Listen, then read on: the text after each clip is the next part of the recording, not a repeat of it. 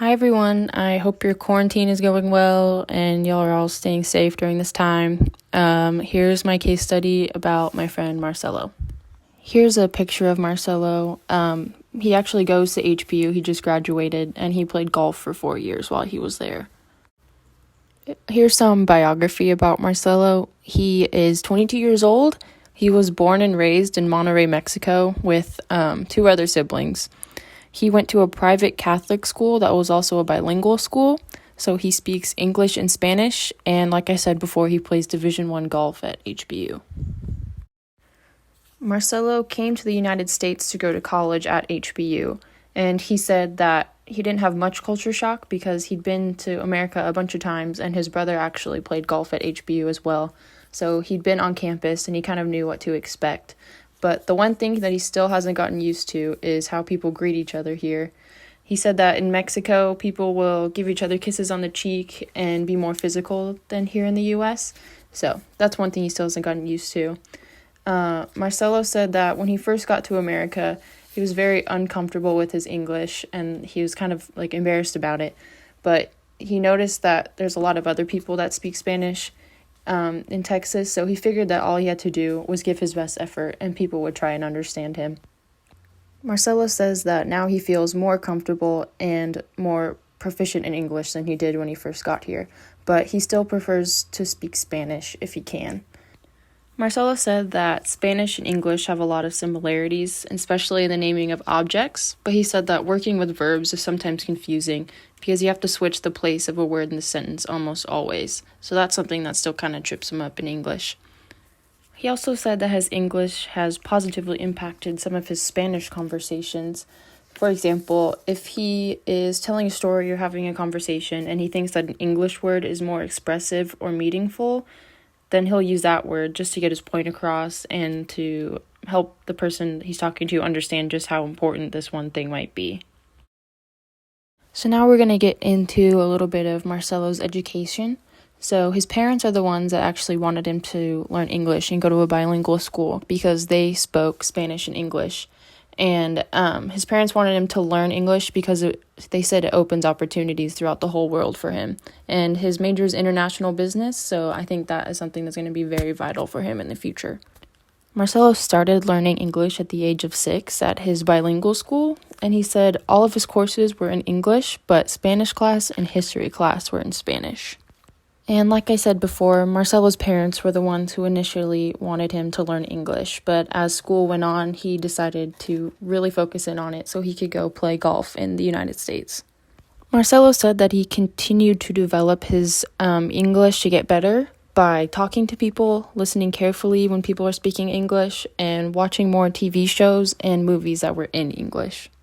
He said that he doesn't really remember the exact methods of the teaching that he got to learn English, but he does remember a lot of oral practice with like partners and groups that would help him learn a little bit more about English and how to speak it.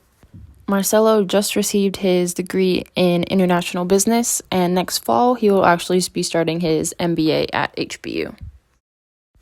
Now we're going to talk a little bit about Marcelo's bilingualism and how he uses his 2 languages, when he uses them, and how it's impacted his life today.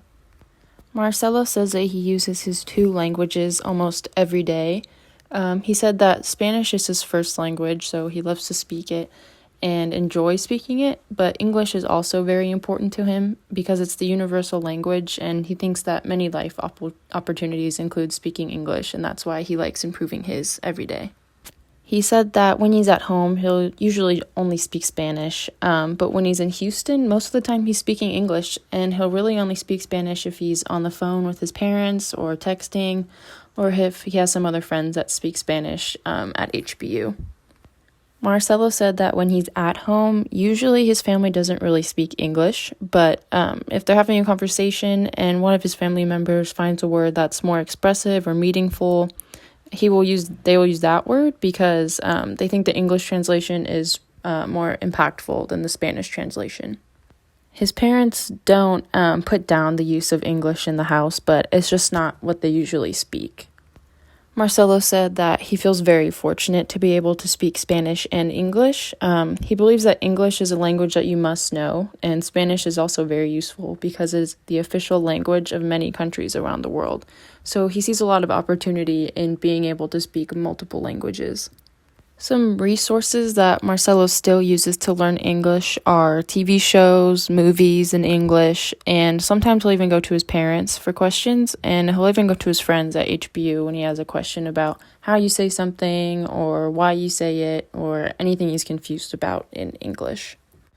So for this final slide, I'm going to be talking about the language assessment I gave Marcelo when I was talking to him, and I'm going to be talking about his speaking, listening, reading, and writing.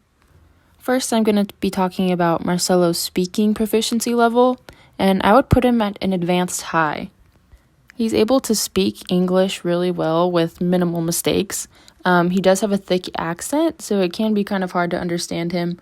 And he could get kind of frustrated when you ask him what he says over and over when he knows it's right and he knows he's saying it right. But he has learned to be really patient with people when they can't understand him and finds ways to enunciate in different ways that'll help you understand what he's saying or the point that he's trying to get across.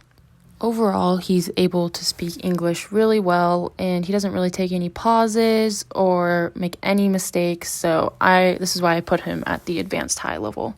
Next, I will be talking about Marcelo's listening proficiency level. For listening proficiency, I would also put him in the advanced high category. When you're having a conversation with him, he's able to follow along and he responds right away and he knows what he wants to say. Listening and speaking kind of go hand in hand because you listen to what someone's saying and then you speak what you want to say after that. So I also put him in the advanced high category for listening because his speaking category was also advanced high. Now I will be explaining Marcelo's reading proficiency level, and in this level I would also put him at an advanced high. I put him at the advanced high level because he's actually helped me read a passage before, and he helped me highlight important parts of the passage, and then he helped me write about the passage after that. So he's able to read English well and understand the point that is being made in a piece of writing. And after he's read that piece, he's able to write about what he just read. I also put him in this level because Marcelo and I actually talk about books together. So I know that he loves to read, and that involves reading a lot of big English books. So I know he's capable of some complicated reading. Lastly, I'm going to be talking about Marcelo's writing proficiency level. For writing proficiency, I would actually put him in the advanced level. He's able to write and get his point across, but he does tend to have a lot of mistakes in his writing, which can make it hard to understand when you first read it. After his paper or whatever he's writing is proofread and he sees the mistakes he made, he understands that he's made them, so he's aware that he's not doing something right, and he is able to fix it the next time he goes to write a piece of writing. So overall, I would put Marcelo in the advanced category for all 4 assessments. He's able to speak, listen, read, and write English very well with minimal mistakes. Finally, here's my resources. Again, I hope you guys are staying safe during this quarantine and trying to make the best out of it. We made it to the end of the semester, so that's really exciting. And yeah, this is the end of my presentation. Thanks for watching.